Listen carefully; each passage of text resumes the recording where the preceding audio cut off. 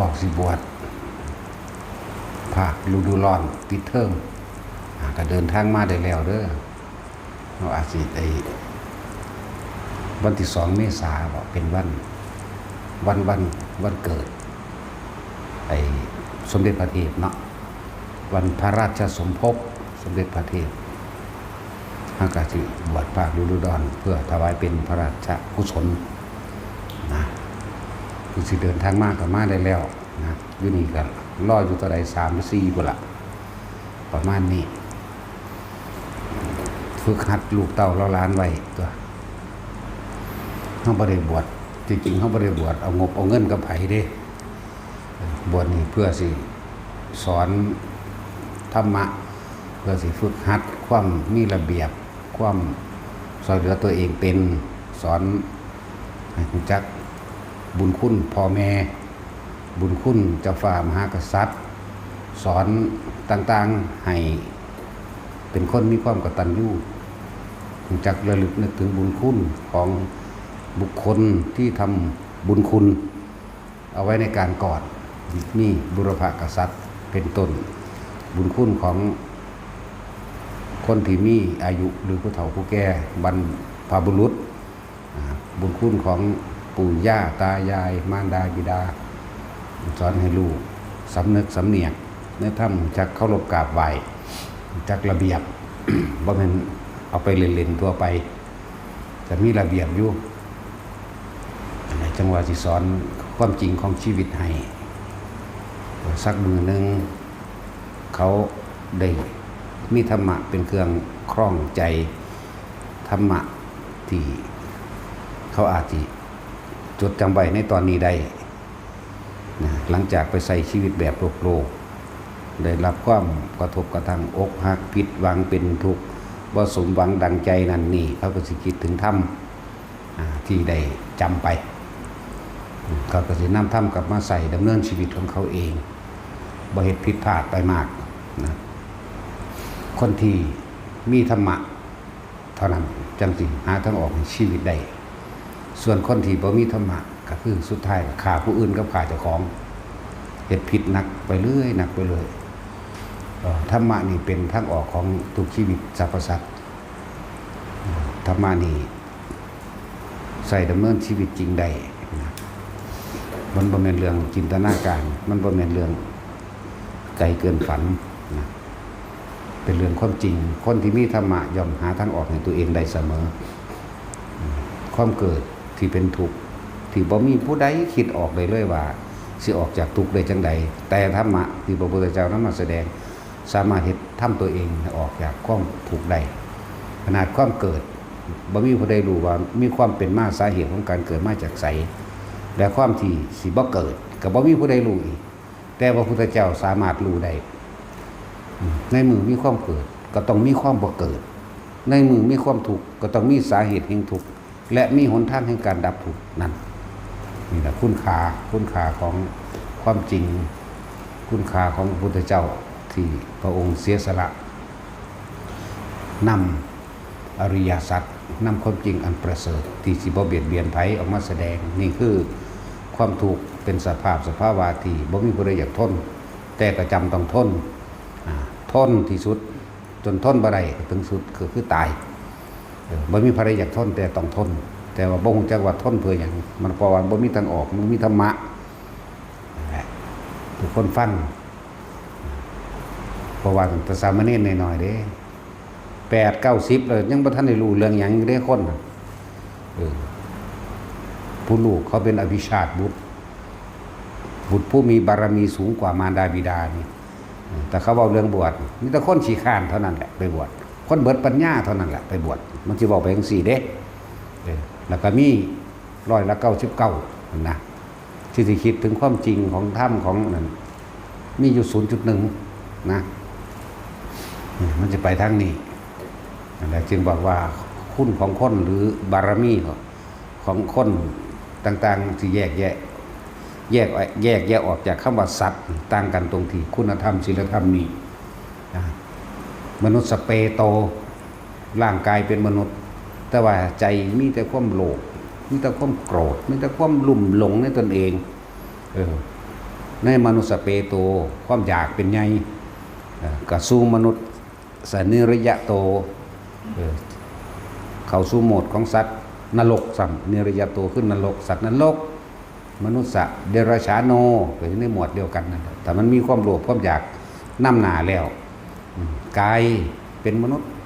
ใจเป็นสัตว์นรกโกรธเกรี้ยวหวังทำลายร่างกายเป็นมนุษย์แต่จิตใจมีแต่ความโลภนั่นคือเปรตจิตใจเปรตไม่แต่จากใดกูสิได้โดยวิธีใดกูไม่สนกูไม่รู้ขอให้กูได้อย่างเดียวเป็นพ่อ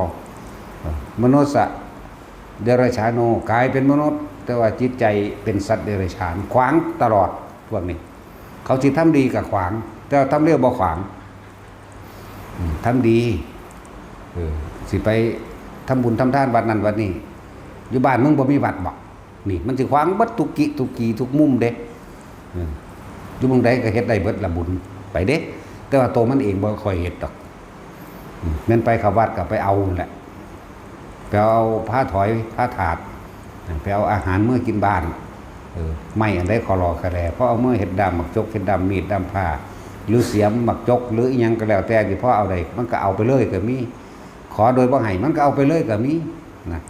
เยอะแยะนั่นเลยถึงสั้นมนุษย์เดรัจฉานโนนี่พวกขวางความดีจากบ่ล่ะคนพวกนี้สิมีร่างกายยาวสัตว์ประทานเราออกมาเป็นรูปแบบของสัตว์แล้วแต่ว่าร่างมนุษย์ซื่อๆอะไรทั้งว่าฝึกหัดลูกเต้าเราหลาน การบวชที่บ่มีครูบาอาจารย์สอนบ่มีครูบาอาจารย์เอาพระธรรมความจริงออกสอนบ่มีครูบาอาจารย์นำพระวินัยออกสอนก็รู้สึกว่ามันสิบวชเอาบาปนะแทนที่สิได้บุญได้กุศลคือความฉลาดนำตนพ้นออกจากความทุกข์ใดค่อยๆคือข้านตัวเองไปแต่ละภพแต่ละศาสตร์จนถึงที่สุดก็พ้นได้บวชเอาบาปมันเยอะแยะเด้บวชเอาบาปเมื่อนั้นบวชเอาบุญนั่นเพราะว่าคนมันไม่ได้เข้าใจถึงแก่นแท้ของพุทธะเด้พุทธศาสนาหรือพุทธธรรมครับอันนี้นะหายากอีกทีเด้มันมีแต่คำว่าศาสนาพุทธแต่ในสำเนาทะเบียนบ้านหนึ่งเด้พ่อตาบอกลักษณะอัตตาตัวตนให้ประเทศนี้เกิดในประเทศไทยนับถือศาสนาพุทธซื่อเด้แต่ว่าใจมันบ่แม่นพุทธคือมันบ่รู้ตามความเป็นจริงมันบ่รู้จักคำว่าเวรกรรมมันบ่รู้จักคำว่าสัตว์โลกเป็นไปตามกรรมมันบ่ได้รู้จักบ่มีสิ่งศักดิ์สิทธิ์ใดดลบันดาลผู้ใดๆมันบ่รู้มีแต่ขอร้องมีแต่อ้อนวอนไปดูดวงเท่าใกล้สิตายสิไปดูดวงคือบ่ดูเอาเองบ่เป็นบ่ยามใดสิรวยว่าซั่นสิเข้าโรงอยู่เร็วๆก็ยังบ่รู้เรื่องยังสิไปหาดูดวงไปแก้กรรมสะเดาะเคราะห์นี่มันบ่แม่นพุทธอันนั้นจักว่าล่ะอันนั้นเป็นความเชื่อกับความหลงคนละอย่างกันนั่นแหละการบวชที่ต้องเข้ามาสืบทำคำสอนของจริงมันหลายอันหลายอย่างที่บ่มีครูบาอาจารย์สอนก็เลยทำสืบต่อกันมาพระทานเขาทั้งพระทานมั่งญาทานมั่งญาคู่มั่งมันนี่แล้วแต่เขาสิเข้าไปบวชเข้ามาแล้วก็บ่มีอีหยังไปสอนกันมันประกาศโฆษณาพดดอก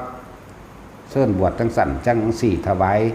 หรือว่าบวชหาพ่อหาแม่ทำบุญหาคนนั้นคนนี้แต่ว่าบวชเข้ามาแล้วบ่รู้จักหยังบ่จักฮอดพระอริยวินัยเป็นจังไดสิไปเอาหยังกับเรื่องของธรรมเข้าไปนักเข้าไปอีกนะบ่ฮู้พวกนี้นั่นแหละว่าเฮานี่เอาธรรมเป็นใหญ่เอาธรรมเป็นผู้นำเอาธรรมเป็นราชาเอาธรรมเป็นมิกราชถึงเอาความจริงเป็นใหญ่บ่ได้เอาอย่างอื่นเป็นใหญ่หมู่ภิกษุสงฆ์ทั้งหลายที่บวชเข้ามาแล้วถ้ายกเลิกระบบศักดินานี่คือสิดีหมายถึงว่าแต่งตั้งเป็นพระครูเป็นพระวินัยทรเป็นพระนั่นพระนี่ที่จริงมันก็มีในตัวมันเองอยู่แล้วนั่นแหละเป็นพระครูเป็นพระราชเป็นพระพรหมเป็นพระธรรมเป็นสมเด็จยังก็ว่าไปนี่คือสิ่งที่พระพุทธเจ้าบ่ได้บัญญัติไว้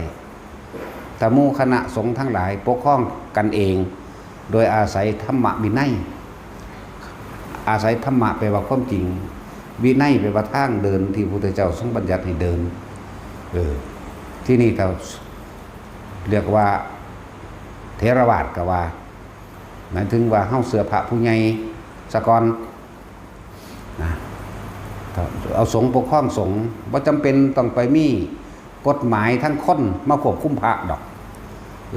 กฎหมายทั้งคนสิเอามาควบคุมพระมันก็หาวิธีจับผิด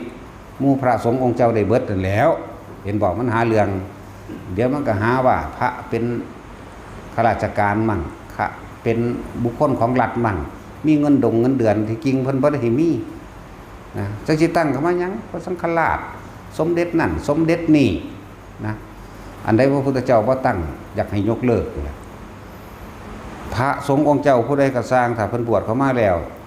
ถ้าเพิ่นบ่ปฏิบัติพระธรรมพระวินัยของเพิ่นจริงๆอยู่บ่ได้เด้อยู่บ่ได้นะคนบ่ศรัทธาแล้วนี่คือเอาความจริงเข้าใส่เลยเอาความบริสุทธิ์ใจในการฝึกหัดปฏิบัติตนเลยแต่บ่ฝึกหัดปฏิบัติตนแล้วก็บ่มีคนศรัทธาคือความจริงอันบริสุทธิ์ภายในใจนี่นะภายในที่ฝึกหัดปฏิบัติผู้ทรงฌานผู้เจริญฌานผู้มีศีลแล้วผู้เข้าสู่หลักธรรมมีโสดาสกิทาคานาคาอรหันต์เป็นต้นพวกนี้สิอยู่ได้จากบ่ล่ะแต่ว่าพวกที่บ่ฝึกหัดปฏิบัติแม้นสิยศถาบรรดาศักดิ์ใหญ่ตามโลกอันนี้มันเรื่องของโลกไปแล้วนะเป็นข้าราชการนี่เนาะมีเจ้าพนักงานเป็นเจ้าพนักงานเป็นฝ่ายปกครองหยังเฮาเขาเอาพระวินัยได้ปกครองเฮาเองเอาพระธรรมนี่ได้มาเป็นเครื่องที่พวกเฮาต้องทำให้แจ้งนะนี่คือสิ่งที่ต้องการเฮาต้องการระบบเก่าระบบพระพุทธเจ้าบ่เอาระบบศักดินาระบบที่มีพระพุทธเจ้าบ่ได้ตั้งผู้ใดเป็นสังฆราชบ่ได้ตั้งผู้ใดเป็นพระครูพระพรหมพระเทพสันสามงสามัญสันลาดสันภพสันธรรมบ่มีแต่เพิ่นที่ตั้งเพิ่นก็ตั้งพระโมคคัลลาภาษาลีบุตรตัวเป็นพระครูก็เลยตั้งพระอานนท์หมู่นั้นตั้งพระมหากัสสปะหมู่นั้นมันก็ตั้งตัวนั่นแหละเพราะว่าพวกเฮาเลยหมู่พระสงฆ์องค์เจ้าทั้งหลายที่มียศถาบรรดาศักดิ์เลยย่านกฎหมายของบ้านเมืองซึ่งเอาคนธรรมดามาปกครองสงฆ์มาปกครองผู้บริสุทธิ์มันปกครองบ่ได้ดอกอย่างน้อยบวชเขามาแล้วนี่อิเละเทะทะไปเขาก็ไปหาใส่เบ็ดยิ่งปูยิ่งป่ายิ่งขี่กระป๋อมกิ่งกาหลักเป็ดหลักไก่ทั้งหลายดอกเนี่ยบ่ล่ะนั่นแล้วถ้าสงฆ์ปกครองสงฆ์โดยกันเองถ้ามันเลยพระวินัยไปแล้วไปผิดกฎหมายก็ไปจับเอาสงฆ์เพิ่นก็สิพิจารณาคดีของเพิ่นเองดอกตั้งอธิกรณ์สอบอธิกรณ์กันเองสิควรปรับอันใดเป็นอาบัติอันใดศูนย์ทั้งโลกมาตั้งเขาเอาแล้วปาราชิกรวดแล้วแม่นบ่ล่ะจังแม่นอีหยังตั้งเงินบ่โกงก็หาว่าเป็นเงินพรแม่นบ่ล่ะซั่นแล้วถ้าหมู่สงฆ์อยู่เฉพาะคณะหมู่สงฆ์ถ้าเพิ่นบ่แน่จริงเพิ่นอยู่บ่ได้เด้สร้างวัดสร้างว่าก็เหมือนกันแต่บ่แน่จริงกันน่ะเดี๋ยวคนก็เอื้อมละอาคนก็เศร้าเข้าหาเองก็ถอยเองเป็นก็เลิกเองอะไรจังว่าคือบ่ปล่อยคณะสงฆ์เป็นเฉพาะคณะสงฆ์อันนี้แหละเอากฎหมายทั้งโลกมาคลุมไว้ตั้งโรงฆ่าสัตว์คือบ่ไปจับเนี่ยสัตว์เนาะหรือจะเอากฎหมายทั้งโลกมาคุ้มพระอย่างใดนะและเลยเกิดกลายเป็นแบบเป็นพนักงานมีความผิดเอาอย่าหลวมโตหลายเฮาเนี่ยเอาทำเป็นใหญ่เด้เอาทำเป็นใหญ่เอาพระวินัยเป็นใหญ่บ่ได้เอายศถาบรรดาศักดิ์ถ้าบ่มีคุณธรรมแล้วเฮาบ่สามารถสิยกมือไหว้ได้เด้ถ้ายังมีคุณธรรมอยู่เฮาก็ไหว้ตามลำดับพรรษาแต่ว่าสิให้เฮาเคารพนับถือตามพระธรรมบ่ได้สนอันนั้นถ้ามีอาคันตุกะหรือคำว่าพระผู้ใหญ่โดยพรรษามาผู้เพิ่นบวชก่อนเป็นพีเฮาก็ไหว้ไปตามนั้นเป็นธรรมเนียมของคณะสงฆ์แต่ว่าถ้าสิมาสั่งอะไรที่มันผิดพระธรรมผิดออกจากความเป็นจริงบ่เฮ็ดนำเด้นั่นแหละจังว่านี่ถ้ายกเลิกกฎหมายพรบสงฆ์ปกป้องคุ้มครองสงฆ์ก็คือมันบ่ได้ปกป้องคุ้มครองเลยมันทำลายเด้แต่ก็ว่าผิดนั่นผิดนี่ก็ไปพูดหามาอาศกผิดเป็นปาราชิกมันสิหาวิธีให้ผิดบ่ล่ะนั่นแหละ พระผู้หลักผู้ใหญ่ใหญ่ก็เอาถ้ำเป็นใหญ่แหน่เนาะเอาวินัยพุทธเจ้าเป็นใหญ่แหน่อย่าเอาอันนั้นหลายคนทั้งโลกมาคูหรือสั้นเขาย่านตะพิษ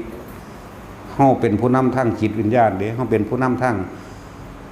เข้าใจว่าเฮาเป็นผู้นำความจริงออกมาเฮาเป็นผู้ฝึกหัดปฏิบัติตามพระพุทธเจ้าเรานำความจริงสู่จิตใจมนุษย์เราพาเขาปฏิบัติเพื่อความพ้นออกจากการเวียนว่ายตายเกิดเด้เพราะนั้นกฎหมายโลกว่ามาจังใดแล่นเฮ็ดน้ำเขาโลดเนาะสร้างวัดสร้างว่าแต่เฮ็ดคือคนสร้างเฮือนนี่ก็ดีต่อถ้าเขาบ่ดีจริงๆเขาอยู่บ่ได้ดอกเห็นบ่ล่ะแล้วนี่เห็นบ่นี่กฎหมายสร้างวัดตอนเฮาสิไปขอสร้างวัดนี่เฮาซื้อที่มาได้แล้วซื้อที่มาได้แล้วสิซื้อที่ได้ก็สร้างสิเป็นสปก.กฎหมายมันสิว่าห้ามซื้อขายกูเห็นเต็มธนาคารอยู่เนาะแม่นหยังสั่นซื้อขายแลกเปลี่ยนคือเก่าตัวนั่นแหละ ว่าไปซื้อขายไว้ต่อมือยังก็ว่าไปหรือแม้กระทั่งว่าโฉนดที่ดินได้บัดเฮาสิไปขอจัดตั้งสร้างวัดมีศาลาแล้วหรือยังก็จะถามเลยมีศาลาหรือยังมีพระประธานหรือยังมีห้องน้ำมีกุฏิกี่หลังมีพระกี่รูปมีคนเข้าวัดกี่คนเนี่ยเขาสิบอกไปสร้างมาแล้วเฮ็ดแล้วเด้บ่แม่นอนุญาตให้จัดสร้างโดยที่ดินเปล่าๆเข้าใจบ่นี่นี่แต่ว่าให้ไปเฮ็ดศาลามาเด้อมีพระพุทธรูปมีอันพระประธานมีพระจำพรรษาจักองค์5องค์บ่กุฏิเท่านั้นแล้วก็เฮ็ดตามระเบียบแล้วก็ไปยืนมีแต่แนวนี้แหละบ่มีว่าอนุญาตให้เป็นวัดได้เลยบ่มีเห็นบ่สั่นมีแต่แบบนี้ก่อนบัดนี้กฎหมายทางโลกสิมาบังคับบุกรุกป่าบุกรุกทปก.บุกรุกที่ชาวบ้านไปได้บาดนี้เพราะว่าบ่ได้รับอนุญาตมีหม่องใดก็มีแต่ว่าไปเฮ็ดมีศาลาหรือยังเฮ็ดศาลามาหรือยังเห็นบ่เฮ็ดศาลามันมีพระประธานบ่มีกุฏิจักหลังมีพระจักองค์มีห้องน้ำเท่าใดนี่เฮ็ดไปจนว่าคือกันล่ะกับสร้างเฮือนเห็นบ่ล่ะเฮ็ดเฮือนก็บ่ได้ว่าได้บ้านเลขที่มาเลยได้ล่ะสร้างเป็นบ้านเป็นหลังแล้วมีห้องน้ำแล้วจึงไปขอบ้านเลขที่จึงไปขอไฟใดเหมือนกันอนุญาตให้เป็นบ้านเลขที่ที่ดินเป่าๆโคโลอยู่นั่นไผสิอนุญาต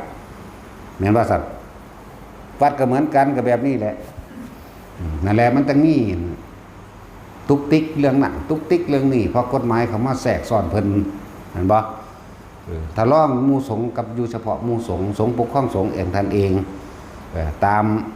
อายุพรรษาตามพระธรรมตามพระวินัยหาผู้ใดบ่ฝึกหัดปฏิบัติมันก็อยู่บ่ได้ดอกไปบ่รอดดอกบ่หาแต่มีคนมาขวางเดี๋ยวเอาคนขวางโดยอาศัยกฎหมายเป็นที่ทำลายนะนั่นแหละอันนี้โอ้ยกุกวันทางโลกเจ้าคณะภาค เจ้าคณะภาค1ภาค2เจ้าคณะภาค4เจ้าคณะภาค9เจ้าคณะภาค10แม่งปานทหารเนาะแม่ทัพภาค2แม่ทัพภาค4แม่ทัพภาค3แม่ทัพภาค1ผู้บัญชาการสูงสุดอีกเบ้ยนั่นแล้วมีเวลาฝึกหัดภาวนาทั้งใด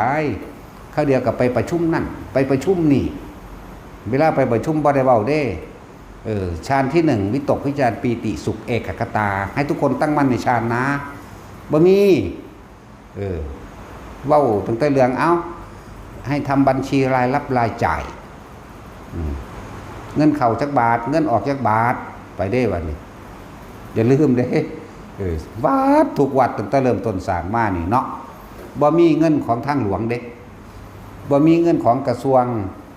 วงศาสนาจ่ายให้ก็บ่มีอย่าว่าล่ะสำนักพุทธให้เงินค่าจัดสร้าง100,000 บาท1 ล้านบาทบ่มีเห็นบ่ล่ะบ่มีเลยมาด้วยศรัทธาของบุคคลผู้นั้นถ้าองค์นั้นเพิ่นก็ปฏิบัติดีปฏิบัติของเพิ่นหรือยังก็แล้วแต่กับบุคคลผู้มีศรัทธารวมกันสร้างทั้งนั้นบ่ได้มีเงินว่านี่เอาเงินนี่จากกระทรวงศึกษาธิการนะ มอบให้สร้างวัดจากกระทรวงกลาโหมมอบให้เด้อจากกระทรวงเกษตรเด้อจากกระทรวงศาสนาเด้อบ่มีเนาะบ่มีตั้งแต่เขาเจ้าสร้างโดยลำพังของเขาเจ้าเองเบิดเอาโลดแต่จังว่ามันถูกทำลายง่ายเพราะว่ากฎหมายของโลกของคนมาแทรกซ่อนมาทำผิดมาหาวิธีให้ผิดเว้าซอกๆแซกๆไปเบิดบางมองก็ว่าเสพยาบ้ากินยาบ้าหังเสียก็กินยาแก้ไอซื้อกระบี่ บางองค์เขาบ่อยากซื้อคุ้มเขากุมใส่เสื้อผ้าให้เขาธรรมดาเด้บางองค์บริสุทธิ์กันบริสุทธิ์ก็มีเด้ไปกุมคุ้มเขานั่นน่ะแต่ว่าก็มีม่วงเบิดเอาโลดกับพี่4-5องค์เบิดวัดนั่นก็มีก็ว่าไป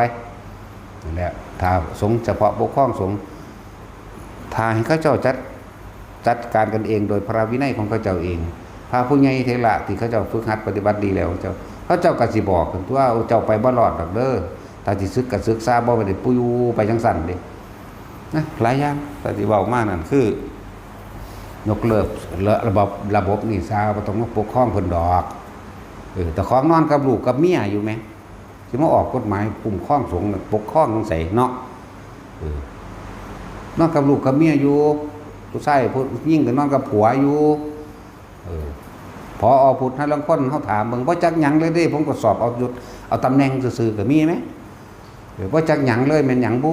ทั้งแถมซ้ำเมาเหล้าอื้อๆมาพร้อมแน่จักแล้วเขาส่งมาประจำตำแหน่งนี้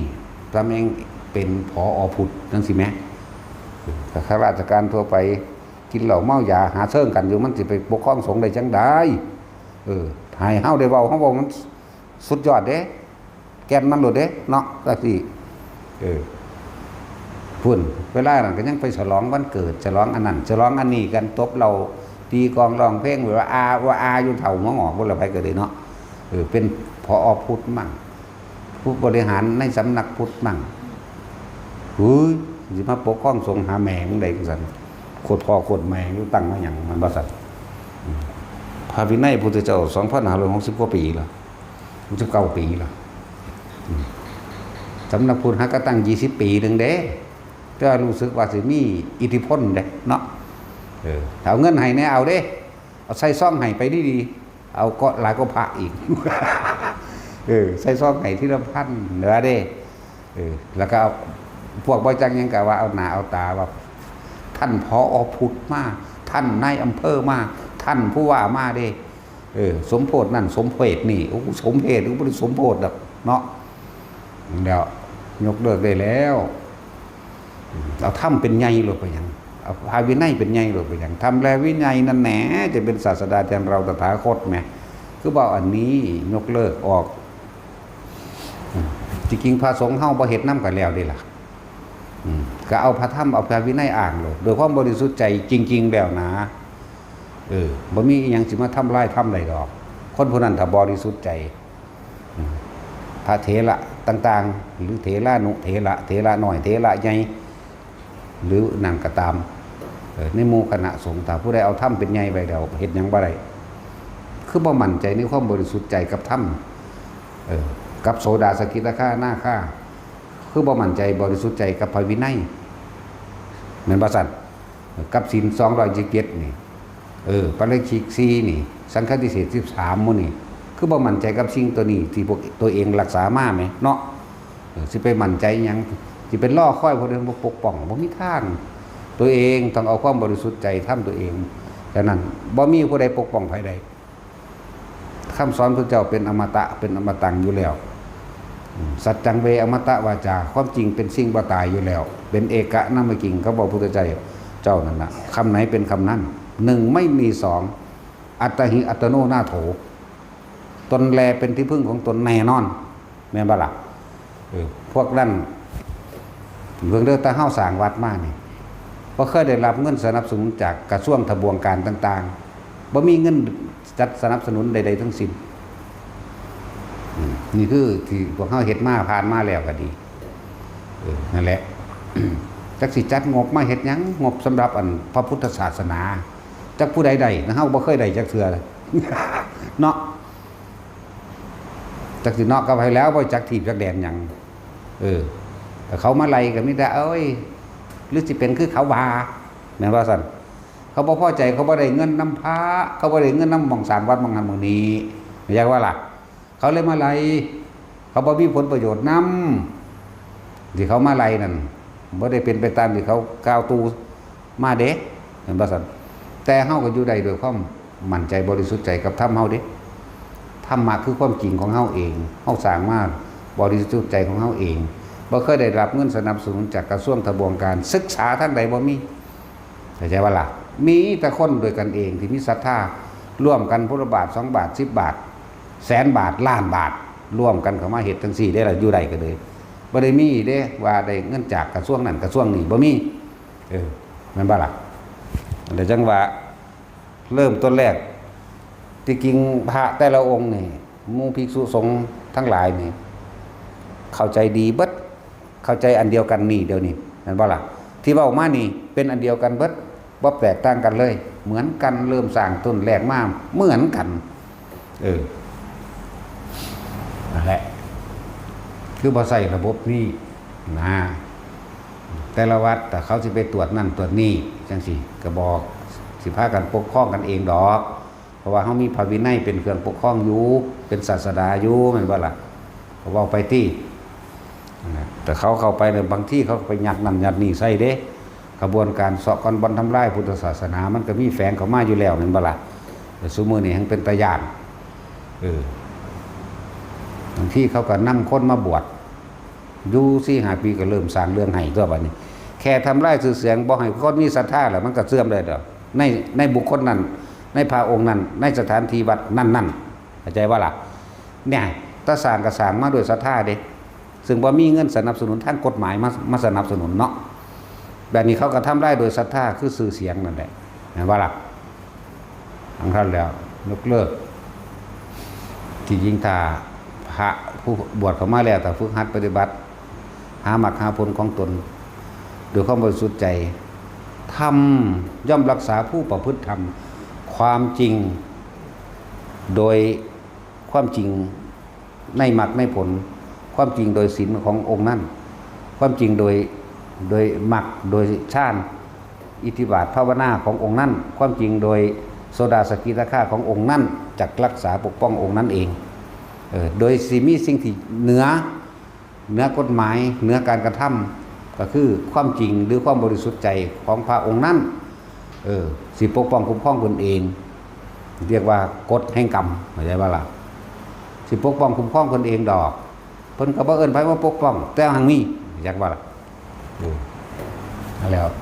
ที่เฮารอดมาได้อยู่นี่ก็เพราะว่าธรรมที่เฮาฝึกหัดปฏิบัติของเฮาเองเพราะว่าเฮามั่นใจในธรรมของเฮาเองนะที่เฮาสร้างมาได้นี่ก็ความบริสุทธิ์ใจเฮาเองบ่เคยคิดทำลายเบียดเบียนผู้ใดผู้หนึ่งเสียชีวิตทรัพย์สินนั่นแหละศีลรักษาผู้ประพฤติแม่นบ่ล่ะนั่นเอิ้นว่าธรรมรักษาผู้ประพฤติธรรมจิตใจเฮามุ่งมั่นสู่อย่างเดียวคือพระนิพพานนั่นแหละธรรมเฮาสิเฮ็ดให้แจ้งรู้ให้แจ้งซึ่งทุกข์รู้ให้แจ้งซึ่งสมุทัยมาเหตุแห่งทุกข์ทั้งหลายรู้ให้แจ้งซึ่งหนทางดับทุกข์รู้ให้แจ้งซึ่งพระนิพพานนี่เด้อันตัวมันบริสุทธิ์แม่จักว่าล่ะแจ้งบ่แจ้งแต่ว่ามันกำลังเดินทางอยู่ก็มีเห็นบ่ครับนี่แหละสิเป็นสิ่งปกป้องคุ้มครองเฮาเองหมู่ภิกษุสงฆ์คณะสงฆ์ทั้งเบิดในประเทศนี้ในโลกนี้แหละให้มั่นใจเฉพาะพระธรรมและวินัยนั่นแหละจะเป็นศาสดาแทนเราตถาคตเมื่อเราเข้าสู่นิพพานไปแล้วเอาตัวนี้ที่จริงถ้าฟังอยู่นี่นั่นน่ะรุ่นใดก็สร้างพระครูพระสังฆราชใดก็ตามเข้าใจอันเดียวกันแล้วก็เชื่อมั่นอันเดียวกันอยู่แล้วก็ความเป็นมาในความจริงของตนองค์เหมือนกันบ่ต่างกันเลยเห็นบ่ล่ะนั่นแหละจึงว่าเขาต้องการยกเลิกอันนี้ยกเลิกระบบศักดินาซะอันนี้เลยว่าปานตำรวจเอารถเนาะภาค2ภาค4ภาค9ปกครองกันจักแม่นยังแลนซื้อขายตำแหน่งกันอีลึงทึ่งถืดโอ้ยกูก็เงิดหลายแม่นบ่แท็กซี่มึงหูจักบ่เด้อนี่กูหูจักอยู่เด้หาเงิน พื่อสิซื้อตำแหน่งเป็นบ้าไปแล้วก็ยังว่าเด้อนี่แล้วนี่คือเรื่องคนบ่รู้นำได้อันนี้ก็รู้อยู่ในมุมน้อยๆเนาะอาจสิแคบๆนะผู้ใดเข้าวัดก็รู้ก็เลยกลายเป็นเรื่องที่ต้องจัดสรรดิ้นรนขนขวายในการซื้อยศถามรศักดิ์และตำแหน่งพระครูใส่ซ่องมาเด้อเท่านี้เห็นบ่ซั่นเขามีพระครูสันสามัญอีกเด้พระครูสันสามัญสันโธสันเอกเห็นจักว่าหลายคนรู้จักบ่นี่แต่ก็ไปรับพัดทั้งสันทั้งสี่คนอะไรเป็นผู้ไปแต่งขึ้นรู้จักบ่ล่ะถ้าเว้าซื้อยาวๆนี่กูจะฟังโดดเด้แต่ว่าหลวงพ่อนั่นหลวงตาอันนี้ฮู้จักโดดเฮาเนาะพระราชอนันต์พระพรหมอนันต์เท่าแมงไผบุบันบ่จักพุทธเจ้าบ่ตั้งเนาะเพิ่นเป็นพระครูเด้ว่าซั่นโอ้ยกูคือได้อ่อนพระขี่หั่นพระขี่กดโปแต่นึงจักว่าล่ะปกครองตนเองก็บ่ทันได้สิไปปกครองผู้อื่นได้จังได๋เนาะเฮาเอาพระวินัยได้ปกครองเฮาเองเฮาเอาพระธรรมได้ไปปกครองเฮาเองสิอยู่มาได้ทุกมื้อนี่เพราะว่าหยังเฮามั่นใจในธรรมเด้ตายก็ตายในอันนี้เด้ล่ะบ่ได้ไปว่าสิไปตายนำอันอื่นเด้ล่ะแล้วมียศถาบรรดาศักดิ์ผีบ้าเบิดนั่นแหละเนาะแดนดินล้นหาสื่อกันฆ่ากันพร้อมเด้บ่ธรรมดาเด้ฮู้ยผู้นายเบิ่งผู้ใดกล้าเว้าเด้นี่ความจริงต้องธรรมะต้องเปิดเผยปิดบังมันเศร้าหมองไม่ผ่องใสทำเหตุให้หมู่เราประชาชนทั้งหลายหม่นหมองข้องใจฉะนั้นธรรมะต้องเปิดเผยเข้าใจบ่ล่ะเว้าฟังโดยไปหยังกันความจริงพวกเขาไปทำบุญทำทานมาน่ะไงให้เขาได้บุญได้กุศลเต็มที่ของเขาเนี่ยเลยเว้ยเนาะหมู่คณะสงฆ์เฮาเน้นย้ำพระวินัยเด้อคุยกันเรื่องพระวินัยเด้อพระวินัยเพิ่นบัญญัติมาไว้เพื่อความเป็นอยู่ในปกติสุขของหมู่เหล่าภิกษุทั้งหลายถ้าสิคุยกันเรื่องใดคุยตามอายุพรรษาคุยตามเหตุผลของพระวินัยบ่ให้เอาบ่ให้เอาความเห็นของตัวเองเป็นใหญ่บ่ให้เอาอารมณ์เป็นใหญ่ก็เลยมีความเคารพปองดองสามัคคีกันพระวินัยได้เป็นเครื่องประสานสมานมิตรเพื่อเกิดความสามัคคีเพื่อร่วมตัวกันส่วนพระธรรมก็เป็นการฝึกฝนของภัยของมันบัดนี้พระธรรมจะว่าล่ะมีโสดาสกิทาคาอนาคามีชั้น1 2 3 4 5 6 7 8มีการรู้เห็นต่างๆนั้นนี่เอิ้นว่าธรรมคือความจริงที่เจ้าของต้องฝึกหัดค้นคว้าด้วยตนเองส่วนพระวินัยเป็นเครื่องประสานสมานมิตรของภิกษุนักบวชให้เข้ากันได้ให้อยู่ด้วยกันโดยอาศัยอ่านพระวินัยแม้นสิอยู่วัดใดก็สร้างก็ถามคุณจักพรรษาแล้วก็ถามกันเป็นธรรมดาตัวผม3โอ้ผม4เฮาก็ไหว้ผู้4ตัวแม่นบ่ล่ะถึงสั้นอันนี้บางคนว่าเป็นเจ้าคุณมากพรรษาเท่าใด7 8สิกูไหว้กูบ่ไหว้เด้กูบ่แม่นคำสอนพระพุทธเจ้าแหมเนาะกูเสยคือกันนั่นแล้วก็ต้องเอาตามพระวินัยตัวแม่นบ่ซั่นพระเจ้าคุณนั่นเจ้าคุณนี่ก็สร้างได้มั่งหั่นนั่นแหละเฮาอยากยิงอยู่ได้เฮายิงเพราะว่าหยังเฮาถือเอาธรรมมาเลยยิงธรรมถือเอาธรรมเป็นใหญ่ถือเอาพระวินัยเป็นใหญ่พระธรรมพระและวินัยนั่นแหละคือพระพุทธเจ้าเฮาบ่ได้ถือกฎหมายโอ้ยถ้าเฮ็ดผิดพระวินัยออกไปแล้วมันเพิ่นก็ผิดกฎหมายไปนำคือเก่านั่นแหละเห็นบ่ล่ะนั่นแล้วพระวินัยของพุทธเจ้าเพิ่นรัดกุมรอบคอบบ่มีร้อยแป้วจากบ่ฟิวไม่แป้วไม่ฟิวไม่รั่วจากบ่เพิ่นอุดรอยรั่วไว้หมดแล้วถ้าผิดไปมันก็ไปผิดกฎหมายนำส่วนตัวเหมือนบ่สัตว์จังซั่นแล้วมันก็ว่าห้ามฆ่าสัตว์ห้ามลักทรัพย์สินหานี่คนธรรมดานี่ก็ยังเฮ็ดบ่ได้อยู่เนาะอันนี้เลยไปหั่นอีกให้คมจิตบ่ให้มีจิตฆ่าซ้ำจิตเจตนาไปเลยพุ่นน่ะสิไปสายหยังกับอันแนวมื้อนั้นนั่นแหละคนบ่ฝึกหัดศึกษาบ่รู้เด้แนวมื้อนี้ได้แต่เถียงแงบๆซื่อๆเด้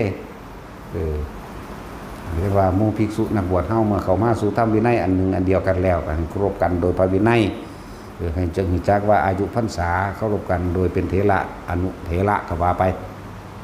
ผู้ใดบวชก่อนมันเจ้าสิอายุ70มาบวชแต่ว่าผู้นี้25 ปีเขาบวชได้2 ปีเจ้าหาก็บวชเจ้าก็ต้องไหว้เพิ่นก็ยังว่าเฮาเกิดโดยอริยวินัยจักว่าล่ะนั่นแหละอายะมันติมา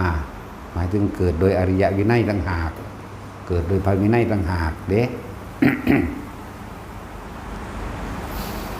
คือพระอย่างล่ะ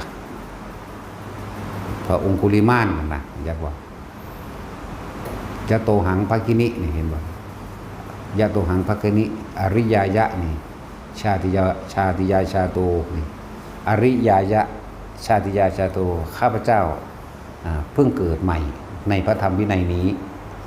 เข้าใจว่าล่ะเดี๋ยวดูก่อนนังหญิงอาตมาเพิ่งเกิดใหม่เนี่ยในธรรมวินัยนี้มันใส่สัจจะนะเอามายกตัวอย่างให้ฟัง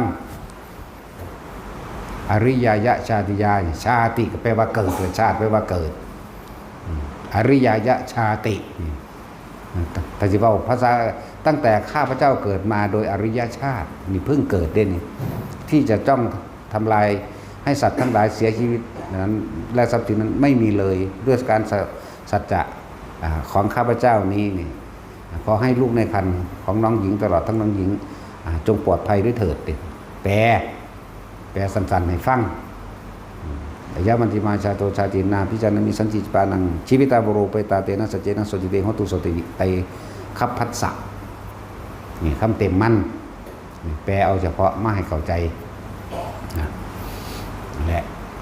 ถ้าหมู่ภิกษุสงฆ์ทั้งเบิดในโลกอันนี้ถือพระธรรมถือพระวินัยอันเดียวกันเพราะว่ามียังมาเฮ็ดมาสอบวันบนทำลายมาแสกมาแซงใดเด้ผู้ใดผิดก็บอกไปตามผิดไว้ก็บอกตามถือเห็นสมควรแล้วหมู่คณะสงฆ์ว่าให้ซึกก็ซึกเห็นบ่ซั่นเพราะว่าเฮาเอาพระวินัยเป็นไงซั่นสมควรแล้วว่าสิปรับอาบัติสมควรแล้วว่าสิอยู่ปริวาสก็ต้องอยู่ไปตามนั้นบ่แม่นจัดงานปริวาสหาเงินเด้คนละเรื่องกันเด้เนาะปริวาสจริงๆมันผิดหนักเด้จังแม่นจังอยู่ได้นะนั่นเป็นของหนักนั่นแหละบ่ได้ศึกษาพระวินัย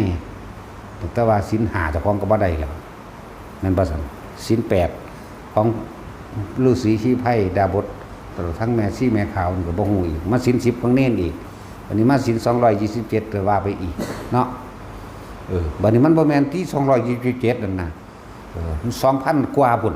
3,000 กว่าพุ่นโอ้ยอ่านอันใดเข้าไปนี่ก็เป็นศีลอย่างหนึ่งของเธอขีดไว้1ศีลอย่างหนึ่ง2 3 4ไล่เบิ่งแล้วโอ้โหตาลายย้อนกระดุกกระดิกบ่ได้พุ่นตัวบ่ซั่นสิว่ามันบ่ฟิวบ่ไม่มีรอยรั่วเด้ที่เพิ่นอุดไว้อัดไว้นั่นน่ะและถ้าลองศึกษาสำคัญเบิ่งดูถ้าฆราวาสจักคนนึงเอาพระอริยวินัยไปอ่านลงเด้อโอ้ยกูบวชบ่ได้ดอกโลดแล้วเนาะแล้วไปสายหยังสิบ่จักหยังแลนน้ำเงินเป็นไงแลนน้ำเมียเป็นไงแลนน้ำผัวเป็นไงแลนน้ำลูกเป็นไงแลนน้ำผลประโยชน์ของตนเป็นไงเสี่ยวหยังมาปกครองพระสงฆ์ใดเดี๋ยวนี้นั่นแหละว่าถ้ายกเลิกได้ยกเลิกซะเริ่มต้นแรกการยกเลิกคือยกเลิกที่ตัวเองก่อนหมู่สงฆ์นี่แหละเข้าใจป่ะถ้าเฮาใส่เหตุผลโดยพระวินัยพุทธเจ้าพระศาสดาตรัสไว้ดีแล้วชอบแล้วนี่เข้าใจว่าล่ะสวากขาตตัมนี่ตัดเอาไว้ตามข้อเป็นจริงแล้วชอบแล้วดีแล้วนั่นน่ะหมู่คณะสงฆ์ขอปกครองคณะสงฆ์เองเถิดก็ว่าไปเห็นบ่ล่ะเริ่มต้นจากพระสงฆ์แต่ละองค์ละองค์เข้าใจว่าล่ะเมื่อพระสงฆ์แต่ละองค์เข้าใจดีแล้วในวัดนั้นมี5องค์นี้เป็นเจ้าอาวาสหรือเถระก็เคารพกันไปตามลำดับพรรษาแล้ว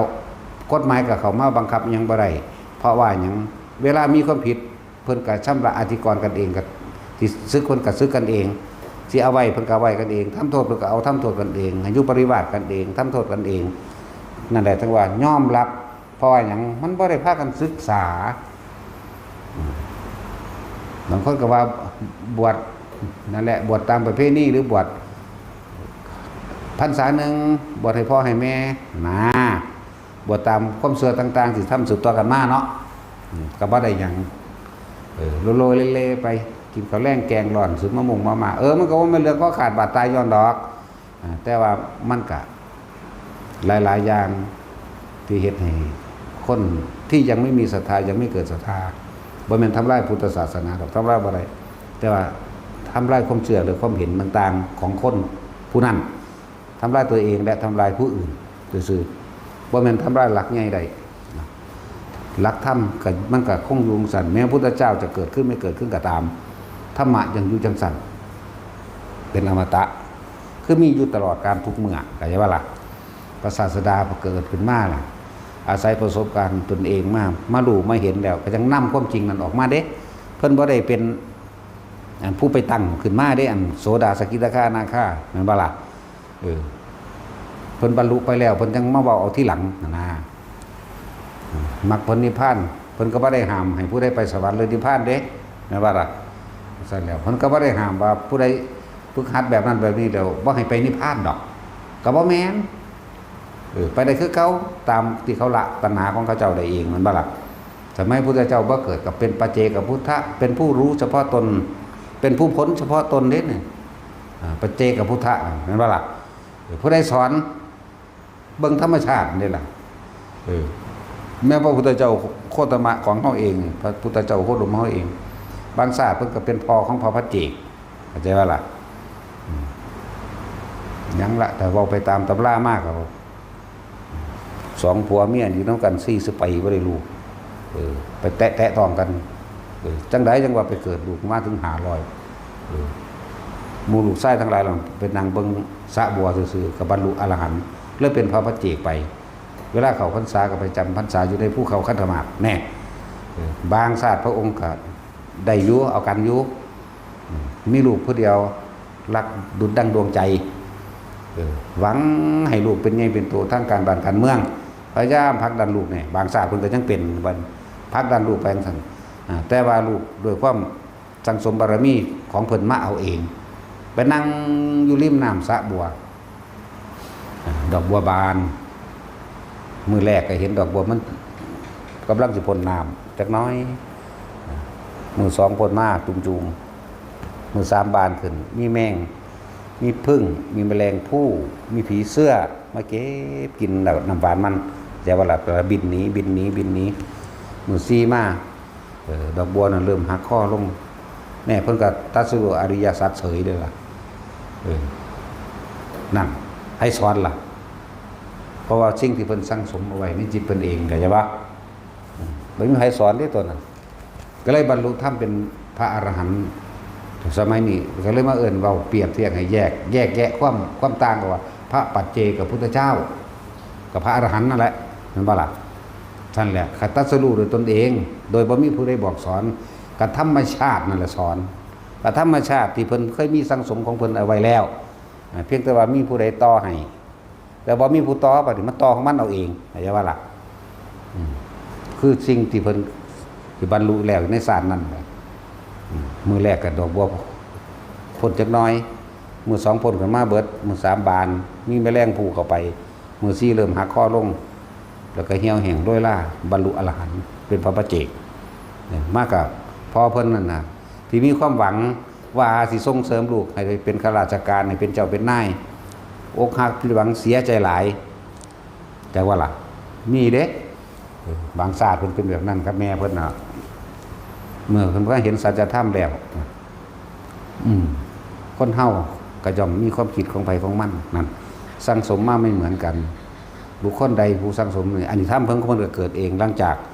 ลูกเพิ่นหักความหวังเข้าใจว่าหักความหวัง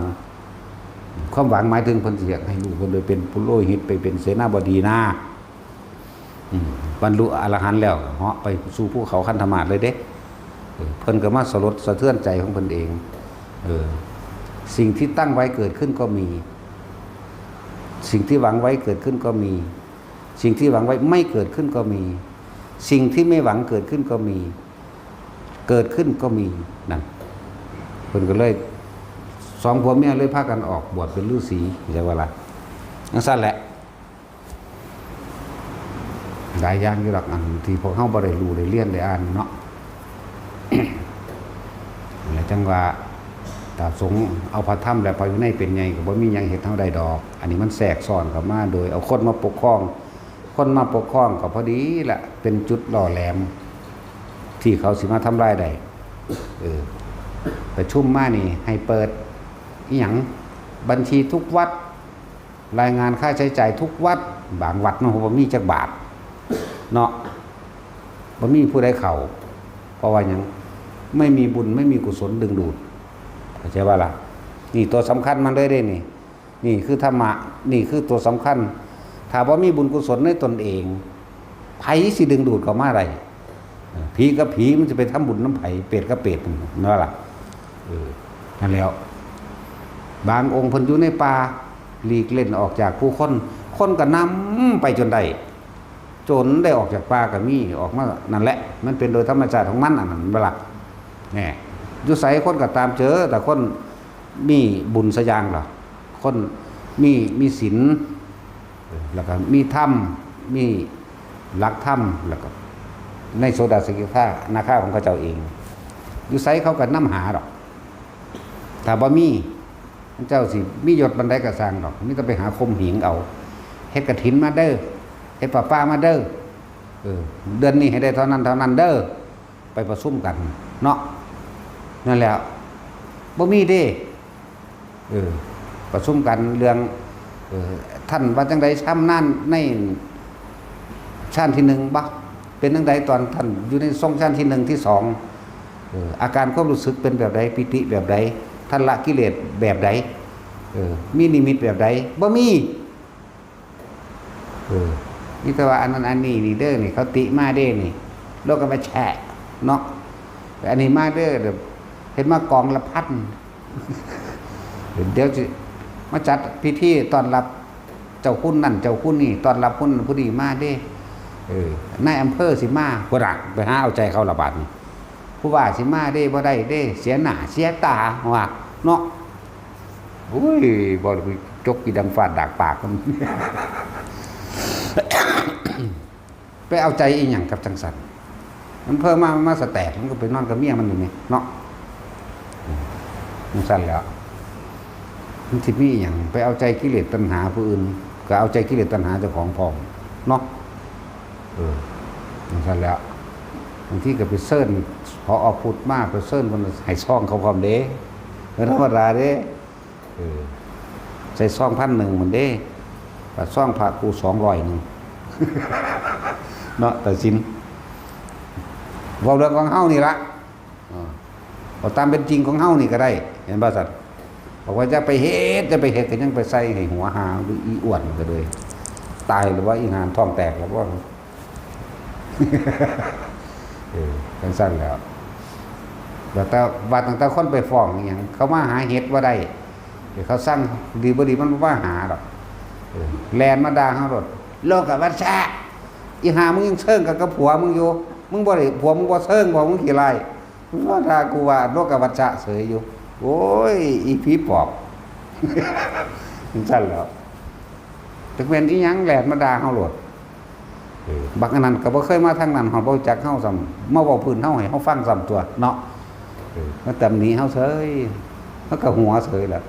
ฮะโอ้ยเพิ่นเป็นจังซั่นอีหลีบ่พุ่นเด้ก็ทั้งแหกก็เว้าน้ำเฮานั่นแหละบัดสิเมื่อว่าขออันบักฮุงนะเอาแม่เอาถุงมาใส่หาถุงให้พร้อมเด้ก็แล้วเอาหมึกอื้อน้ำน้องใหม่พร้อมหมึกอื้อมันบ่ทันได้แก่ใบแกงให้น้องใหม่หาเฮ็ดมื้อนี้โอ้ยสัวซ่าสาเร็วเขาอีแตกโปกเนาะตาสินโปกตัวให้กูด่าถึงพริกถึงขิงก็ได้ด่าแมงเบิดละภาษาคมซื่อๆเนาะทางคนจะไปใส่บาตรมันจะแตกเอาคนใส่บาตรกูเป็นพันได้อยู่นี่มีแต่บ่ใส่ตะมึงเลยกูบ่ได้แตกด้วยล่ะของมึงเนาะหลายอย่างอยู่เด้นั่นแหละทั้งว่าเอาคนปกครองสงฆ์หมู่พระสงฆ์องค์เจ้าทั้งหลายแหละก็บ่ฝึกหัดโดยตนเองบ่อ่านบ่ได้ศึกษาโดยตนเองเขาพาเฮ็ดได้ก็เฮ็ดเป็นนำเขาเอาชาวบ้านเป็นไงมั้ยเห็นบ่ล่ะ มาหอดมันก็สี่นะนั่นอันนี้ด้วยแล้วสี่มาบงการให้พระแต่งจังสั่นเฮ็ดจังสี่ปูแบบนั้นศาสตร์เสดไปเด้เวลาถ้าถอยมามันก็ทำทานนั่งเป็นผู้เฒ่าก็มูง่ายกินน้ำกันสะก้อนจังเอาพอเด้เขาเผลอปั๊บเสื่องใส่กระตาเจ้าของไว้มือหนึ่งมันไปส้นยังลมสะอาญาอยู่ขนมกองพูนถุงขาดกันนี่แล้วสิเหตุน้ำโคนกันยังว่าจะเข้าเป็นผู้นำทาง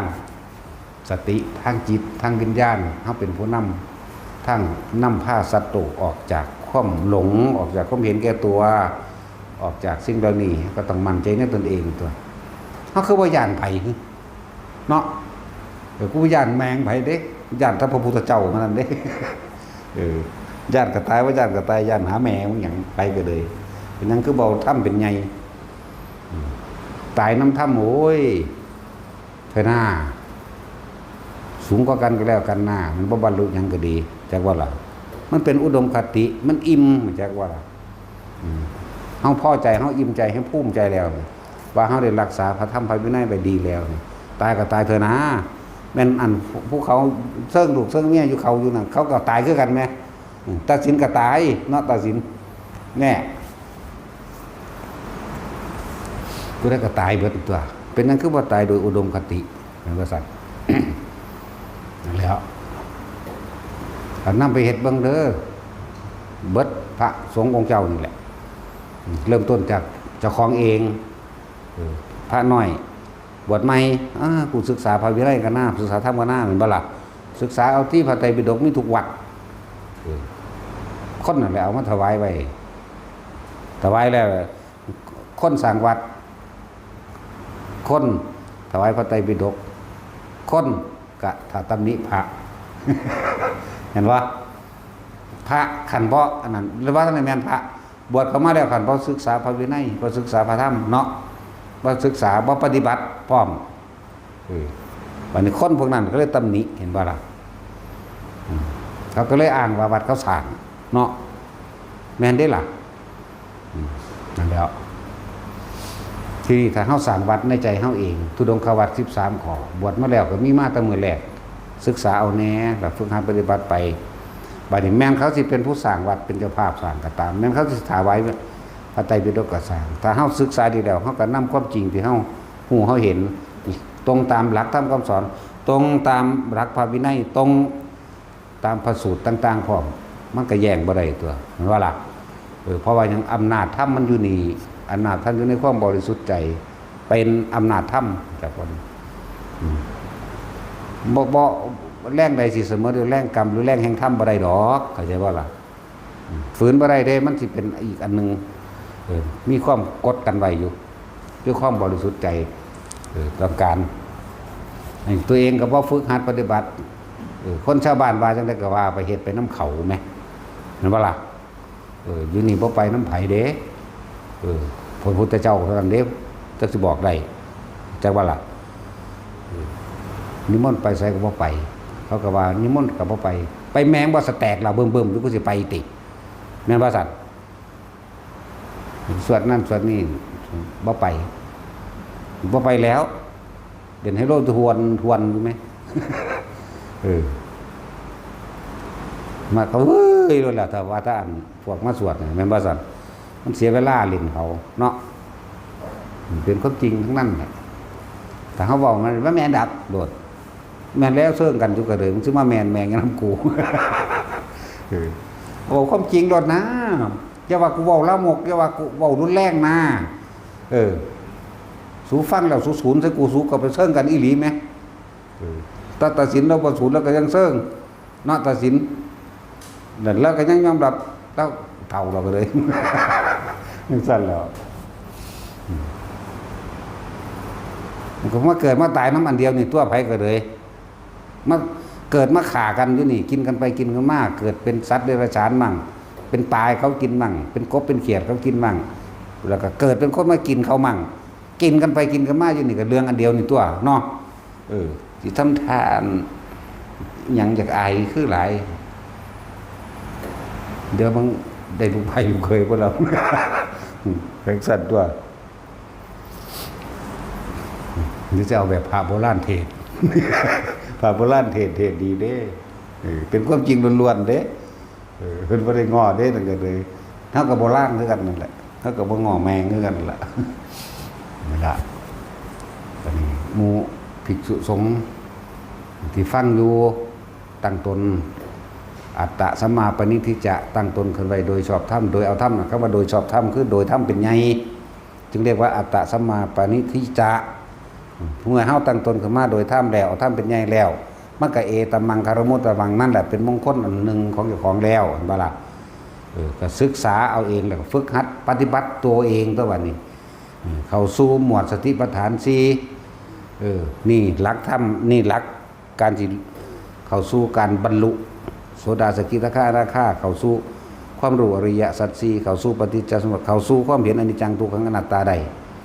สติปัฏฐาน4เนี่ยหลักแห่งความสำเร็จเพิ่นก็อิทธิบาท4ชันทปริยติเมืองศึกษาสมปทาน4ตั้งจิตไปโดยชอบธรรมบ่หวั่นไหวไปตัวเป็นบ่ซั่นสมปทาน4ก็ว่าไปอินทรีย์5พละ5บ่ว่าสิเป็นกายอินทรีย์บ่ว่าสิเป็นหยังก็แล้วแต่ถ้าบ่แม่นเอานกอินทรีย์มาเลี้ยงเด้จักว่าล่ะ ศรัทธาอินทรีย์มันก็เพิ่มขึ้นตัวของศึกษานะแม่นบ่ล่ะวิริยะอินทรีย์สติอินทรีย์สมาธิอินทรีย์กับปัญญาอินทรีย์หลังจากตัวนี้ฝึกหัดตนเองไปแล้วมันก็เกิดเป็นปรหะเองตัวบัดนี้ศรัทธาก็เกิดกำลังกล้าฝึกเอาเองโดยบ่ได้หวั่นไหวเป็นของมันเองมันหลังจากปฏิบัติไปแล้วมันเอาเองได้สิบอกให้วิริยะก็เกิดกำลังกายยิ่งกว่าเก่าบ่จักเหน็ดบ่จักเหนื่อยมีแต่มวลมีแต่มั่นไปหน้าสติก็ตั้งมั่นไปหน้าปัญญาก็ตั้งมั่นไปหน้าก็รู้ก็เห็นนั่นนี่ไปเรื่อยไปม่วนไปข้างหน้าตัวโพชฌงค์7เนี่ยม่วนเข้าไปตัวสติแล้วเบิกเป็นธรรมแล้วเห็นหูเห็นธรรมไปแล้วก็ว่าไปนั่นแหละถึงที่สุดก็เดินอยู่ในมรรคมีองค์8ก็บรรลุเห็นธรรมด้วยตนเองตัวตั้งตนโดยชอบธรรมไปแล้วเห็นบ่ล่ะนั่นแล้วสากมาฟังทีนึงบ่เข้าใจง่ายๆเด้นี่เห็นบ่ซั่นต้องมีพื้นฐานมาก่อนได้จังสิฟังเข้าใจง่ายๆแนวมื้อนี้ที่แสดงอยู่เดี๋ยวนี้ก็เลย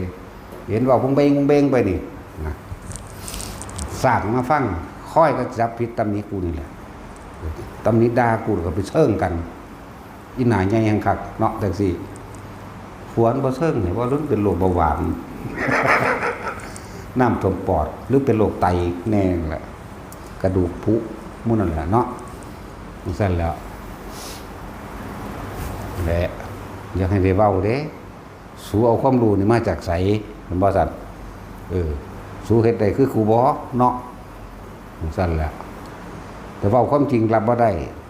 แล้วก็สิไปหาในพระไตรปิฎกกันแหละมาขัดง้างพระองค์นั้นองค์นี้ไม่เห็นมีในโบราณว่ะ โอ้ยดูเขาอีแตกโปก ถึงสั่นตัวนั่นแหละแต่ว่ายังบ้าแหละมันก็เรียกว่าศรัทธาบ่เสมอกันอินทรีย์บ่เสมอกันอีกอย่างนึงก็ขึ้นอยู่กับการสังสมเป็นไปตามสายไผสายมันก็ว่าเนาะหมายถึงว่าเป็นไปตามผู้นำไผผู้นำมันใช่ไหมคือเหมือนกับสาวกพระพุทธเจ้าแล้วก็ยังมีลูกศิษย์ของแต่ละองค์อีกเด้บางองค์บ่ได้รู้จักพระพุทธเจ้าเด้ใช่บ่ล่ะลูกศิษย์ของพระมหากัจจายนะหรือพระมุนีลูกศิษย์ของพระโสนกุติกัณนะเห็นบ่ล่ะลูกนางกาลีมุนีในเมืองอุเชนีเนาะพระพุทธเจ้าก็พาอานนท์ไปเสด็จไปเยี่ยมเนาะคนในตลาดเรียบยืนเบิ่งซื่อๆโอ้สงสัยมาหาพระกัจจายนะอาจารย์เฮามาตอนนี้นึงเด้เขาเจ้าคุยกันแต่ก็บ่นั่งลงไหว้แต่ก็บ่ยกมือไหว้ไปเบิ่งมันไผกันบ่ฮู้จักสงสัยมาหาพระกัจจายนะกับพระโสนะแต่ละนึงเด้นั่นแล้วบ่ได้ไหว้เด้บัดตอนบิณฑบาตพุทธเจ้าออกหน้านั่งไหว้สับลาพระอานนท์ดีใจพระอานนท์ต่อแถวหลังเข้าใจว่าพระอานนท์บ่ได้ต่อแถวหลังพระอันโสนะ ระสุนะต่อแถวหลังต่อหลังพระอานนท์ดีใจพระเจ้าข้ามหาชนทั้งหลายเขารบกราบไหว้พระเจ้าอย่าเบาบ่แม่นน่ะท่านบ่ได้กราบไหว้เฮาเด้นั่นเขากราบไหว้อาจารย์เขาคือพระกัจจายนะเข้าใจบ่ล่ะที่นั่งสาบลาบใส่บาตรอยู่นั่นน่ะเขาบ่ใส่พระพุทธเจ้าบันไดเด้ เขาใส่พระโสดน่ะเขาใส่อันหมู่นี้เด้นั่นแหละแต่ก็ใส่อยู่บ่แม่นว่าบ่ใส่แต่พูดถึงว่านั่นคือลูกศิษย์ของพระกัจจายนะลูกศิษย์ของพระโสนะพร้อมจังซั่นแหละนั่นแหละมันก็เป็นไปตามสายเป็นไปตามการกระทำมาร่วมกันเด้อแต่ว่าที่เว้าด่าไปแน่นั่นน่ะคือพอไปเฮ็ดเอาของไผของมันนะสิมาว่าผู้นั้นผิดผู้นี้ถูกเฮ็ดหยังนั่นบ่แต่ว่ามันผิดคักหลายก็ฆ่าเขาทิ่มโลดเนาะแล้วเบิ่งเอาเป็นเอาตายคักโคตรไว้อีใดก็ได้หัวปักหัวปั๊ม เนาะแต่ว่าแต่สิมึงเบิ่งบ่กูก็อยากหัวกูเบิ่งกูหัวว่าซั่นโอ้ยคือบ่เอานิพพานเขาโลดแต่มึงดีถึกใจก็ไปถ้าว่าผู้นั้นผิดหลายอุ้ยก็ไปฆ่าเขาโลดขวัญฟันหัวมันโลด เบิ่งเลยโอ้คนเพิ่นไปคุ้มผู้อื่นให้มีความเห็นกับเจ้าของแถมซ้ำไปรับรองเขาอีกแต่เขาเว้าเรื่องใดขึ้นมาเอาละปากกามาเขียนบทก็พุ่นหานละบัด จังซั่นแล้วไปฮู้กว่าเขาอีกมั้ยไปฮู้กว่าโตเขาอีกว่าเขาเป็นนั่นเป็นอันนี้จังซั่นจังซี่อรหันต์เกิดขึ้นอีกแล้วเหรอขึ้นเลยแต่โอ้ยหามึงอีอะไรงี้ เสือเซิงกันกับผัวอยู่กันเลยหรือมีอยู่บ่มันมีผัวบ่จักสิบ่จักติมึงไปเอาซะหน้าคือมึงนี่แหละหน้าบักใหญ่ๆเปๆคือกัน โอ้ยจะไปเอาดอกสกปรกขยะขยงมันสิเป็นคือแมงบ่งขนแมงบ่งหานนี่เนาะ เห็นบ่พวกนี้หีมีผิด มันสิหานมึงเด้มึงจะไปเอาเด้เสียดายจะไปสู้มันตะตีนก็ว่าจะไปไกลอยู่นั่นแหละก็ได้ด่าแล้วร้องเบิ่งแม่กับกูดิเนาะจังมันมาแตะใสคือกันเด้ พูดถึงเดือนภิกษุสามเณรสิบวกภาคฤดูร้อนกับมา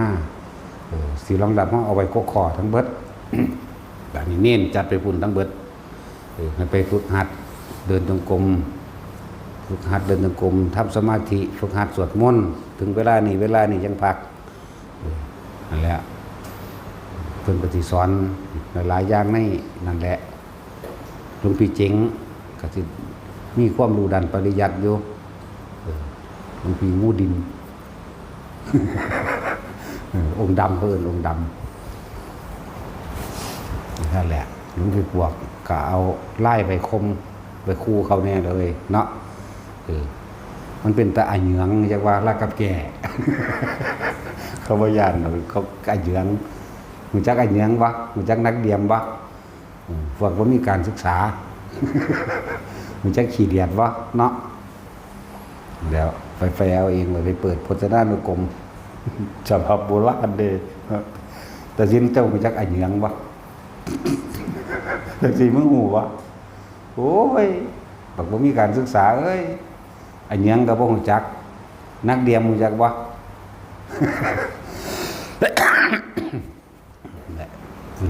ไปเปิดพจนานุกรมภาษาฝากนั่นเด้อนี่คำแปลให้อยู่ มันจังได้ความรู้อย่างน้อยๆมันกะรู้จักเคารพผู้เฒ่าผู้แก่โดยวัยวุฒิคุณวุฒิเอาไว้ทั้งหากไว้ที่หลัง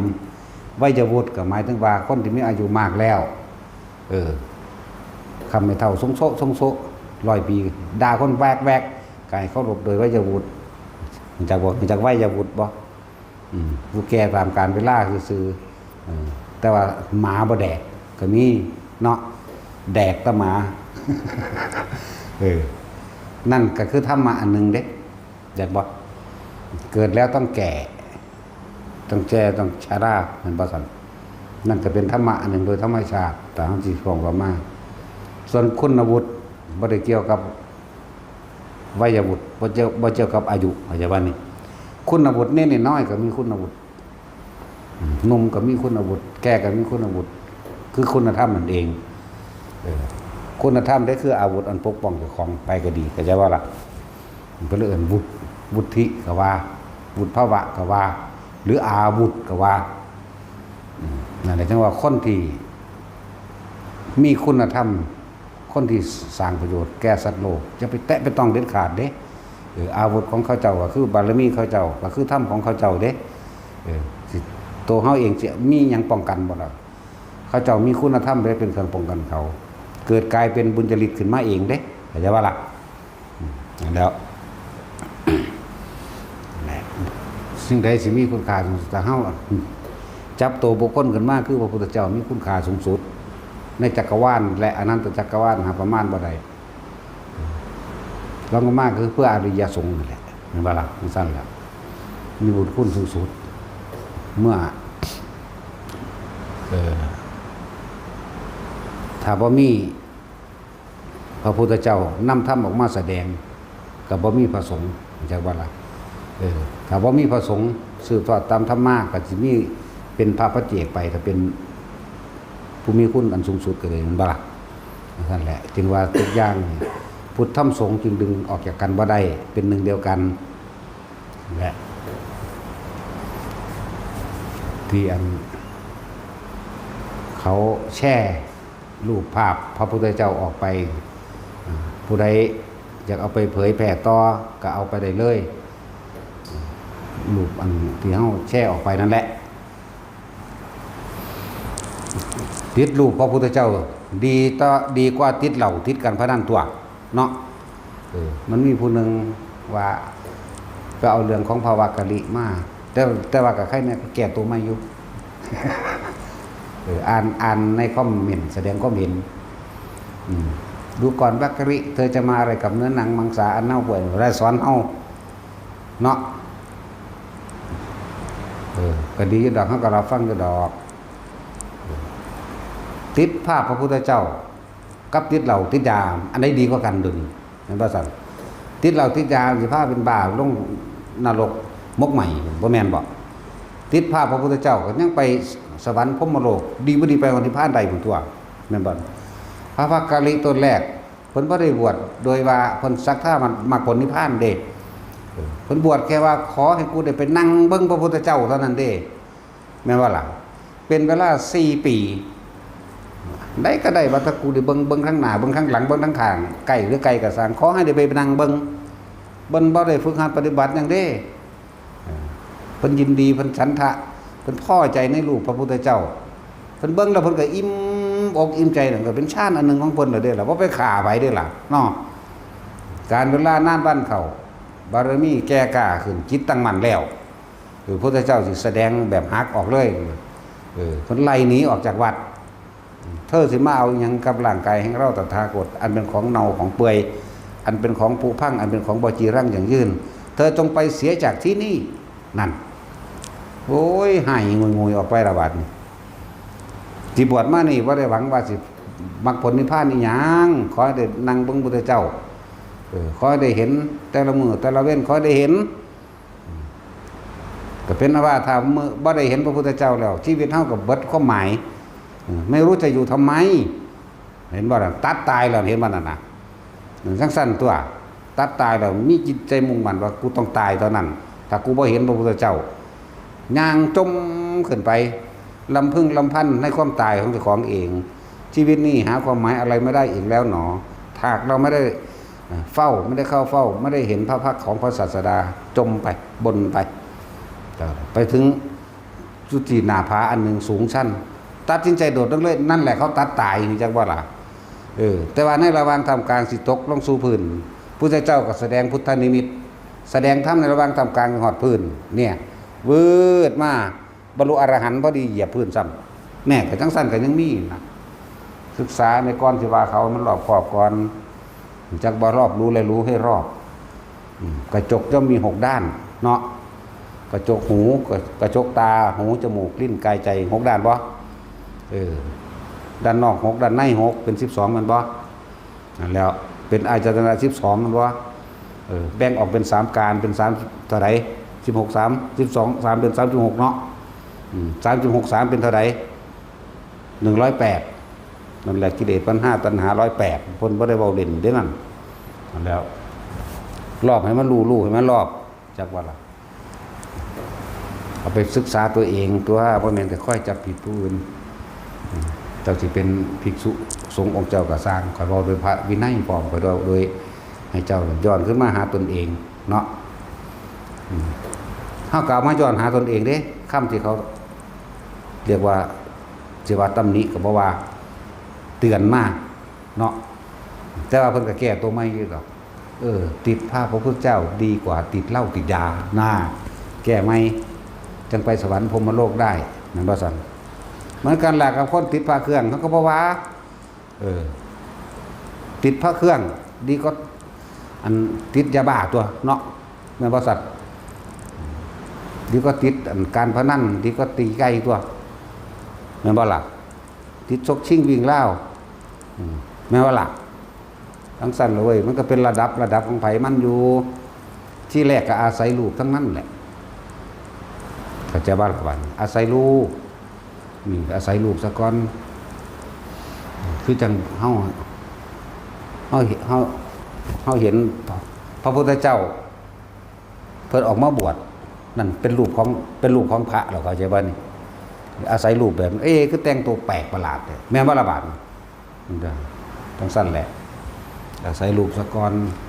แสดงเป็นอัตลักษณะบุคคลที่ฝึกตนเองออกบวชหรือทำให้แจ้งซึ่งมรรคผลนิพพานก็เลยต้อง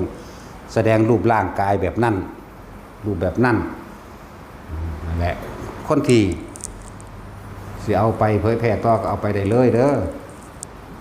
เอาไปโลดเฮาก็นิมิตเห็นตะโดนนั่นแหละน่าสิ30 ปีแล้วล่ะแต่ว่ามันอยู่ในจิตใจของเฮามาตลอดนิมิตแบบมื่นตานั่งอยู่เถียงหน้าอีเกิงบักไงเมืองก็สิประมาณ3 หรือ 4 ทุ่มเข้าใจบ่ล่ะนั่งอยู่เถียงหน้าย้อนขาธรรมดาเห็นอีเกิงรู้จักอีเกิงบ่เนาะบัดนี้เนาะพระจันทร์หรือเดอะมูน เป็น2 ดวงวาบขึ้นมาบัดนี้วาบดวงนี้มีอยู่แล้วหันหน้าไปทางทิศตะวันออกดวงนี้มีแล้วอีกตัวนึงวาบขึ้นมาเป็ดแปลกประหลาดก็เพราะว่าตัวนี้ยุบยับเหมือนนะเป็นประกายออกส่องประกายออกก็เลยดวงจันทร์อีเกิงคือมี2ว่ะก็เดี๋ยวก็เลื่อนวืดลงมาหาเฮาเองแต่ว่าเพิ่นเป็นผมโกนเด้แต่สิเว้าถึงรายละเอียดผมเพิ่นก็คือพระภิกษุโกนผมเนี่ยแต่ว่ามันม่วนลงผมอยู่โดยจังซั่นถ้าเฮาจะเอารายละเอียดทุกเส้นผมมันสิไปได้บ่น้อยๆ1 เซนน่ะแม่นบ่ล่ะแต่โดยตาเฮาเห็นมันชัดเจนก็เลยเฮ็ดแบบโกนผมนั่นแหละสำหรับผู้สิสงสัยเรื่องแบบน้ำอันนี้คือมีผมเป็นมวนๆก้นหอยใหญ่ๆรายละเอียดน้อยมันเฮ็ดได้บ่มันเฮ็ดบ่ได้เด้ผมมีโดยประมาณ900,000 เซนพุ่นเนาะสิไปเฮ็ดม่วนทั้งสั้นเบิดได้บ่นั่นแล้วจากสัมภาระผมมีจักเส้นแต่ของเองก็เลยเนาะกูก็บ่ได้นับได้แท็กซี่กูก็นับบ่ได้ มีแต่อาศัยนั่นแหละ นั่นแหละองค์จริงพันจริงนั่นน่ะบ่ได้มีจุกบ่ได้มีมวลแบบเพิ่นบ่ได้มีจุกแต่ว่าที่มีจุกเพราะว่าคนศรัทธาหมายถึงว่าอยากเผยแพร่ว่าเป็นผู้มีปัญญามากดุจดังดอกบัวมั่งเขาเห็นเป็นรูปจุกรูปดอกบัวยังก็ว่าไปนั่นแหละรูปองค์จริงก็เป็นแบบนั้นแหละเป็นแบบโกนผมนั่นแหละเด้อเป็นกดโกนผมสีผ้าจริงๆก็สีผ้านั่นแหละนั่นแหละสีผ้าที่คนใส่จริงๆก็เลยแล้วก็การห่มผ้ารัดอกบ่ห่มผ้ารัดอกห่มผ้าลูกบวบนี่ลูกเขาเอิ้นลูกบวบนี่เขาเอิ้นลูกบวบแบบนี้แบบนั้นหรือสิคลุ้มโดยทั่วไปก็คลุ้มไปแต่อันใดก็ได้ที่มันปิดกายบ่เปิดไหล่ก็หมายเพิ่นนั่นน่ะเวลาเข้าในบ้านก็ปิดไหล่บ่เปิดไหล่ทั้ง 2นั่นแหละคือองค์จริงเป็นแบบนั้นก็จริงแต่เฮาดอกว่าเฮาบ่รับรองให้ไผเด้แต่ว่าจริงสำหรับเฮาตาเฮาเห็นในฝันเฮาก็เห็นฝันทั้งที่ยังตื่นอยู่เฮาก็เห็นนั่นนะเอิ้นว่าฝันซะฝันทั้งที่ยังตื่นอยู่ เพิ่นก็เลื่อนลงมาเนาะนั่นแหละก็ถามเพิ่นแน่ว่าสูงเท่าใดนั่นนี่ว่าไปถ้ามนุษย์ซุมื้อนี้ว่า18ศอกเขาก็มาไล่เบิ่งมันก็9เมตรนะเพิ่นก็แสดงองค์จริงให้เฮาเบิ่งอีหลีนั่นแหละแบบนี้องค์นั้นคือว่า80ศอกมันใหญ่ขึ้นให้เบิ่งองค์นั้นคือว่า45ศอกมันก็น้อยลงมาให้เฮาเบิ่งคือกันเด้แต่ว่ามันคำปากบ่ได้เว้าแต่ว่าใจมันนึก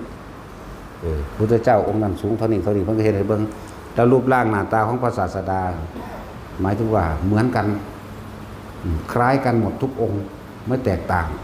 เป็นรูปร่างหน้าตานี่อมหญิงอมชายเข้าใจว่าล่ะกลืนกันเหมือนหญิงเหมือนชายนะในหน้าเดียวกันเดี๋ยวจะมาติดให้เบิ่งดอกเอามาแล้วเดี๋ยวนี้มาแล้วก็เฮ้ยงามเลยแหละเนาะหรือสิติไปทั้งไม่เราพวกกันเนี่ยบดีนี่ เฮ็ดออกมาแล้วแต่ว่าพอท่านได้มีภาพนั่งคือเดี๋ยวไปนั่งซะก่อน เดี๋ยวเอาเจ้าของไปนั่งซะก่อนจากว่าล่ะมันสิเป็นออกมาเองดอกหาเป็นไปทั้งใดเบาหวานกินตายแล้วอะมันตายแล้วผมไปเปิดห้องมึงนะหรือยังอยู่แต่ตายก็เผามึงหันโดดเด้เนาะเดี๋ยวว่ายังบ่ได้เฮ็ดปลาแดกได้ไหม จะเอาไปคั่วขายไปน้ำไก่เขาก็จะขี้เดียดเป็นบริวิคาทำไก่ได้ล่างไก่ไปก็ดีตายแล้วเนาะตายแล้วว่ามีคาอย่างเด้หรือไปสิอยากได้ไปเฮ็ดปลาแดกเอาบอกปลาแดกอึ้งปลาแดกข้น ข้นแดกเอาไปตั้งเอาไปแพร่ขายแข่งกับไก่แข่งกับปลาเฮ้ยเคยมีไฟซื้อเจ้าบ่เจ้า รับไปได้เลย 1,000 เอาเงินให้พร้อมเขาไม่มีไผเอาเด้ว่าหลับแพร่ออกเครื่องในก็ขายเครื่องในง้อกันในควายมีผู้ซื้ออยู่ว่าล่ะถ้าเอาตับไปกินก็เป็นตาแสบอยู่ในทางบ่เป็นนั่นลวกตับ ก้อยกินแมงโดนเท่านะแต่สิ่งที่ว่าเจ้า พูดถึงรูปเหมือนพระพุทธเจ้าก็นั่นแหละเอาตามเขาเห็นซื่อๆดอกเด้อฝันที่ยังที่ตื่นอยู่ หรือฝันที่ยังที่หลับอยู่ก็เห็นมาเรื่อยๆเห็นมาตลอดนั่นแหละแต่ว่าชัดเจนเหมือนกับตอนใหญ่ขึ้นมาแล้วตอนน้อยก็เห็นที่เรื่อยๆอยู่ฝันจนมาฝันแต่ว่าฝันทั้งที่ยังตื่นอยู่อันนี้เต็มตาเลยนั่นนี่หลายอย่างอยู่ดอกสิเว้าให้ฟังมันก็เว้าบ่ออกเลยมันแปลกอยู่เด้มันเป็นอีหยังบุสิเว้าว่าจังสิเพิ่นเว้าวางสิเพิ่นเอ้าก็ถามเพิ่นวางสินี่เว้าบ่ออกเลยตอนนี้จักบ่นี่ก็เลยบ่ต้องเว้าเอ้าสวัสดิ์ท่านซะ